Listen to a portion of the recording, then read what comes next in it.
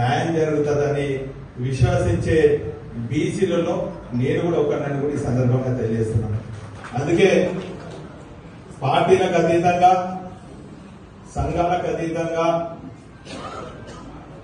BC ఉద్యమం ఎక్కడ ఉన్నా కూడా పోవటం, ఇటువంటి పెద్దల వక్తలు మాట్లాడుతున్నటువంటి విషయాలను రంగరించుకొని నిజ జీవితంలో ఆచరించే ప్రయత్నం గత కొన్నేళ్ల నుంచి జరుగుతుంది.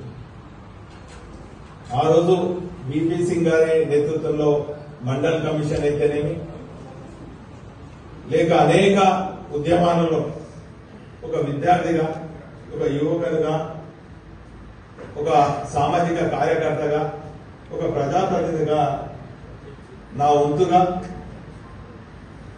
ఏ వేదిక అయినప్పటికీ కూడా బీసీలకు జరగాల్సిన అన్యాయం గురించి ప్రస్తావించడం జరుగుతుంది. ఇప్పుడు కూడా అదే బాటలో నడవాలనే ఉద్దేశంతో ఇక్కడ రావడం జరిగింది.